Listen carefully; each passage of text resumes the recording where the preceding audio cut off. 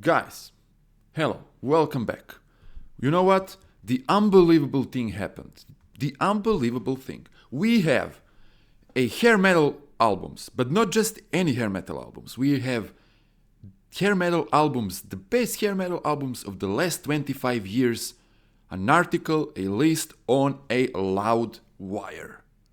So, we have the bands that I love the most, the bands from the newer era of hair metal, let's call it hair metal for now, but I'll explain that later, on one of the biggest websites, rock and metal websites in the world, Loudwire.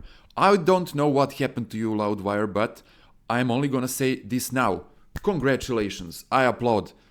I wanted this music, I wanted to see this music on your website for a long time. This is new and this is something that I really am appreciating as a fan, because if you go to my website that doesn't have like millions and millions of followers and listeners, you'll see this kind of music all over the place. You'll see Hardcore Superstar, Crazy Leaks, Crash Diet, Suicide Bombers, Butherside, and a lot of more bands, Heat, Ghost, Inglorious, just to name a few of the latest, articles that you can see on the front page of this website. But seeing all this stuff on Loudwire, that's another level. So, the best hair metal albums of last 25 years. Now I'm going to react and I'm going to analyze this article because I'm in an analytic kind of mood and I want to show you something, because there are some things that need to be addressed here. So let's start from the albums that this writer of this article chose. 11 albums. I don't know why 11, but okay. So Crash Diet, Rest in Sleaze, great choice. You gotta have Crash Diet on this kind of list. Then we have Steel Panther, Feel the Steel, 2009. Of course, again, one of the greatest albums of the era.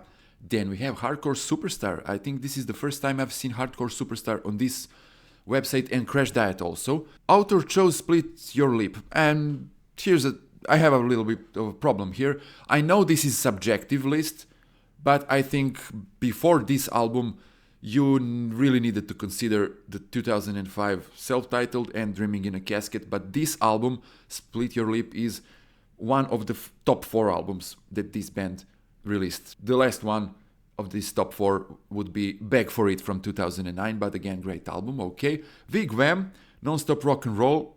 I think that there were better albums from these Norwegian guys, but nice to see them here on this list. Then we have Reckless Love, Animal Attraction. I agree there. It's a great album. Hit, Address the Nation. Also agree. Good album, but yeah, it's okay. I mean, it's Eric Grunwald, so it's good to have him. Now we have Love Razor. Now this is where I don't understand this. I mean, I have nothing against Love Razor, man. Cool band from Canada, but I mean, putting them before some other bands that I'm going to talk about, that's a little bit odd. Then we have Shiraz Lane, very big surprise. I didn't expect to see Shiraz Lane at all, but this album, man, I strongly recommend you guys. You remember when I talked about their newest single, Dangerous, I talked about this album and I said this is their best album, so good choice, Loudwire. And there are a lot of other texts about Shiraz Lane on Junkyard Rock Stories, just to remind you. Then we have a Black Swan. I was really vocal about this album in 2022. I thought this was the best album of that awful year. Really good album. Jeff Pilson, Rab Beach, Robin McCauley. I mean, it was a super group kind of thing, but having this album on this list like hair metal albums is really odd to me. But I'll explain you later. Then we have Dangerous Curves, another band, because I think this band is from USA and the author, Australian Dangerous Curves. Okay, I'm sorry, Dangerous Curves. Okay, good album, but again. And we have Crazy Leaks in the end, the newest Thrill of the Bite from 2025. Now let's start from here. Having Dangerous Curves and Love Razor on this list, and not having Veins of Jenna or The Cruel Intentions, which is the continuation of Veins of Jenna, because Lizzie Devine, the frontman of Veins of Jenna, later founded Cruel Intentions. So not having them and having Love Razor and Dangerous Curves, I'm sorry guys, I have nothing to do. I like your music, but just Veins of Jenna is one of the most iconic bands of this genre. They even broke in USA that none of these bands did. Actually, they were on MTV. They were on Ben Margera. They were Stevie Rochelle from Tough was their manager back in second part of 2000. So not having this band, I mean, a big mistake. Sorry, Loudwire. And like, for example, not having Santa Cruz here. I mean, you have Shiraz Lane, okay, but you talk about Finnish bands here, and you said their predecessors, the 69 Eyes and Children of Bodom. I mean, 69 Eyes is a goth and glam band, but Children of Bodom, man, I mean, you could have say Hanoi Rocks, for example, or something like that, but not Children of Bodom have nothing to do with Shiraz Lane. I mean, it's totally different kind of music. And not having Santa Cruz Finnish band, they were huge in 2010s, and they were one of those bands that almost broke this hair metal glam genre, Sleaze, into something completely new with their second album, Santa Cruz, from 2015. In my opinion, they achieved something different there that none of these bands did. They almost broke up a new genre called glamcore, because that album was glam plus metalcore. If you don't believe me, go check it out. And then Black Swan. I said Black Swan, I mean, if you're gonna have this band like a hard rock supergroup, then I'm sorry, Loudwire, but then you needed to have Velvet Revolver. You needed absolutely to have Beautiful Creatures, because that's it. Those are the supergroups. Hard rock, a little bit of sleaze glam, new style, or Brides of Destruction, the band that Nikki Sixx and Tracy Guns had in the mid 2000s. Now I'll go back to my list of 60 greatest sleaze glam and hard rock albums of 2000s. And let's start from the top. I mean, Crash Diet is here, Hardcore Superstar. Okay, you needed to have Velvet Revolver. You needed to have Beautiful Creatures. In some way, you could have Backyard Babies. I know a lot of people don't consider them a part of this genre, but I do, because in one foot they were a part of this genre. Then Veins of Jenna, I told you, like The Art of Telling Lies, or even the first album, Lead Up, because many American fans still to this day think that their first album, Lead Up, Let Down, was a epitaph for destruction of this era. We Europeans do not think so. We think that Rest in Sleaze, Crash Diet was the epitaph of destruction of the era that this writer is talking about. Then you had 6 AM. Yeah, what about 6 AM? If you're gonna have like Black Swan and you're not gonna include 6 AM, any of 6 AM's albums, I mean, the albums from 2016, the double album, you could have that. I mean, they were some of the greatest albums. You could have easily put 69 Eyes, but okay, I see. The point was to have these bands. Now, what about Peppermint Crips? Peppermint Crips were lunatics from another level, another planet, from another level. They were the whole another level of craziness in this genre. This band, there's no band like this band Peppermint Crips. I mean, you could have at least put this album, like Animatron from 2002. Brides of Destruction, I already mentioned. Gemini 5. How can you have, like, you're talking about this music and you don't include Gemini 5 or Loud and Nasty or a lot of other bands like The Las Vegas, Dirty Penny, Wild Street, Lipstick and Bullets, Babylon Bombs, and I don't know. But again, to reiterate, I understand this is a subjective list. I would have done a completely another list. You would have done also a completely another list. I understand that and I get that. That's it, period. But now I also want to talk about the structure of this article. I analyzed this article like in details, and I came to the conclusion that this article is written poorly. And I'm sorry for saying this, but you gotta understand, this music, this genre of music, this, new wave of sleaze glam means much to me. And this is what I mostly do on my website and mostly follow and mostly cover. And I was pretty vocal about it. I am vocal about it on social media.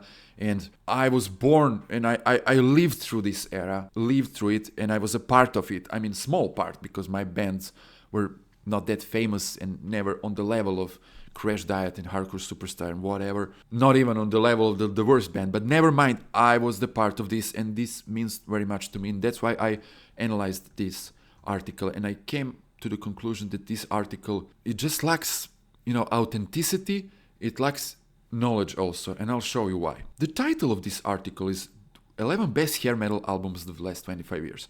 And I understand hair metal is a common term used for this genre, but this genre had its own names like Sleaze, Sleaze Glam, Sleaze Metal, New Wave of Sleaze, New Wave of Swedish Sleaze, New Wave of Scandinavian Sleaze, Glam Metal Revival, Second Wave of Hair Glam Sleaze Metal, and something like that. And if you go and read this article, you're not gonna find these terms at all. Like, for example, let's do Control F and let's search for Sleaze. How many times Sleaze is mentioned here? Because Sleaze is the common word for this genre. Sleaze can mean many things. I mean, sleazy as an adjective can be connected with bands like Poison. Poison had sleazy lyrics, but Poison was not considered sleaze rock or sleaze metal. Sleaze rock was considered the bands from, the Cat House, gutter, gypsy kind of scene. Guns N' Roses, LA Guns, Faster Pussycat, Jet Boy, Junkyard, and bands like that. That was considered sleaze. Or the bands like Sea Hags, Dangerous Toys, Rocks Gang, Cats in Boots, later LA Cat Scratch, and many, many other bands. And then, in 2000s, these bands were considered sleaze. Crash Diet, Jam NF5, Crazy Licks, Hardcore Superstar, even Backyard Babies, Lipstick and Bullets, Loud and Nasty. Those were the sleaze bands. Or American bands like Scarlet Rose, Dirty Penny, Wild Street, and even the bands that were more like hard rock, like Beautiful Creatures, I already said, and Brides of Destruction and all that. We have Sleaze here, okay, Rest in Sleaze. For example, this is why I think this is written poorly. Listen to this. It's about Rest in Sleaze, the biggest album of the era, The Appetite for Destruction. It says, they came crashing onto the scene with their debut, Rest in Sleaze, and it didn't take long for them to prove that they were a force to be reckoned with. Drawing inspirations for likes of Motley Crue and Guns N' Roses, especially in terms of attitude, the album is an explosive blend of hard rock, glam, and a little bit of sleaze. And plain old debauchery. A little bit of sleaze. So you think, Loudwire, that Crash Diet have a little bit of sleaze. I mean, go to Sleaze Rocks, the best site for this music. I mean, go to Sleaze Rocks if you want to listen to this music, and then go to my website because I also cover this area. And check out the Crash Diet interview for 2024. My good friend Jerzy did it with Crash Diet in Olvik, which is like 2 hours from where I sit right now, Olvik Rock Fest. And he asked Martin Sweet, Crash Diet has been waving the sleaze metal flag from the very beginning. The word sleaze pops up in every now and then in connection with Crash Diet, even though you've pushed the envelope in many ways. A lot of bands don't want to be considered sleaze. For whatever reason, are you going to continue with the description of your music? And Martin says, Martin Sweet, the guitarist of the band, definitely, I think that's a cool word to use. It's nothing I shy away from, and it sticks. So Crash Diet was the epitome of sleaze. I mean, and then you can find sleaze here, but in the name of the album, Steel Panther, nothing. Like Hardcore Superstar. Listen, only one mention of the sleaze is the record is a wondrous blend of sleaze, glam, and hard rock grit. I mean, this was my first clue. Let's see something else. Let's see Revival. Or let's see here in Wigwam, Hair Metal Revival. Wigwam managed to strike the perfect balance between paying homage to the past while pushing the genre forward, making the most of the enduring albums the Hair Metal Revival. Okay, only one mention of the revival, or maybe more. Let's see. No, that was the first clue. Then second, if you read here, like on Riot in Everyone and Knock 'Em Dead, the band channels the rebellious spirit of their influences while incorporating a modern, more accessible sound. It's raw and unapologetic, capturing the nitty-gritty feeling of a live show that's hidden by lyrically, Rest in Sleaze is a celebration of all things that made rock and roll great, blah, blah, blah. Nothing written here is wrong, everything is okay, but if you're gonna talk about Rest in Sleaze and you're not gonna say that this is considered the epithet of destruction of the era, then man, you don't know what you're doing. Because, and I know what people thought and think about this album still today. And I said, in the United States, they considered Wains of Jana because that was the first band that they saw from this era. And we first saw Crash Diet. I mean, I saw Crash Diet in early 2000, before 2005, let's say. Later, I discovered the other bands. But man, I was talking with people on some stupid forums, like MIRC, M-I-R-C type of forums back then, about Crash Diet, in a country that don't even like Motley Crue and Guns N' Roses as this kind of music. I mean, that's how good and important they were. So, next, you didn't mention Dave Leppard. I mean, if you're gonna talk about Crash Diet and Rest in Sleaze and best albums, and you're not gonna, and this genre in general, and not mentioning Dave Leppard, who tragically committed suicide in 2006, but this guy, he was a Kurt Cobain of this generation, of this genre. He was that important. Every girl was in love with Dave Leppard. And if you don't mention that Crash Diet was the first band that signed for a big label, the Universal Music, then this is poorly written, I'm sorry. And why am I saying all this? You don't need to write all this, of course. And then you're mentioning Riot in Everyone. I mean, Riot in Everyone is an anthem. It's a generational anthem, the hymn. Won't take shit from anyone, no one. Never played by the rules, because we are the kids of the underground. Why? Because this genre of music was underground during the 90s because of the alternative and grunge, and these people, Crash Diet, Hardcore Superstar, and everybody else, tried to take it back, to revive it. It's a revival. You cannot find any word revival here except in Wigwam somewhere here.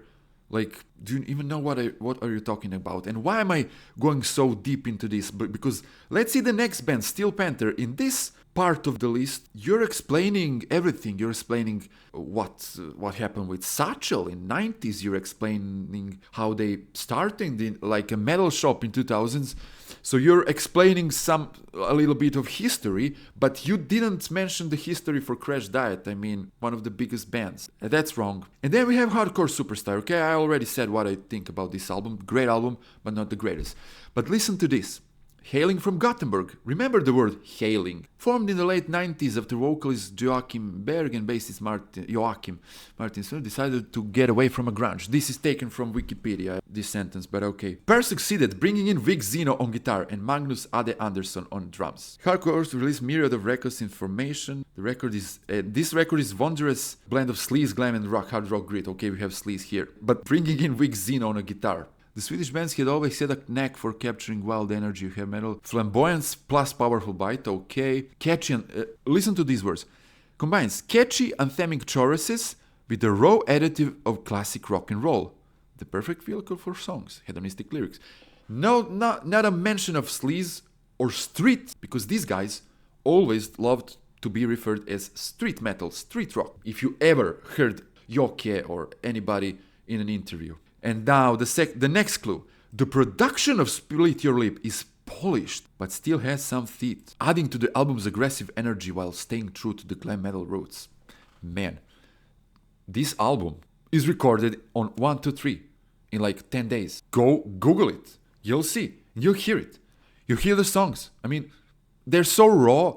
Okay, polished maybe afterwards, but man, writing something like this, it's amazing. I'm amazed.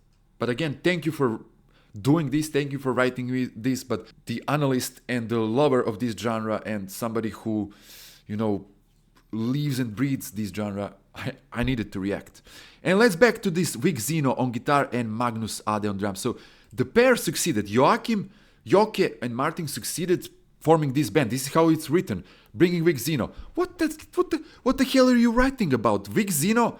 And then you write here in Crazy Leaks, listen to this. Founded by vocalist Danny Rexon and guitarist Vic Zeno, who went on to replace original hardcore superstar guitarist Thomas Silver. What the hell are you writing about? Vic Zeno formed Hardcore Superstar, but Vic Zeno also formed Crazy Leaks. It's not true, and it's written, it's confusing. Because it says he's here, founded by Danny Rexon and guitarist Vic Zeno, then we're gonna put this out in 2002. That's correct.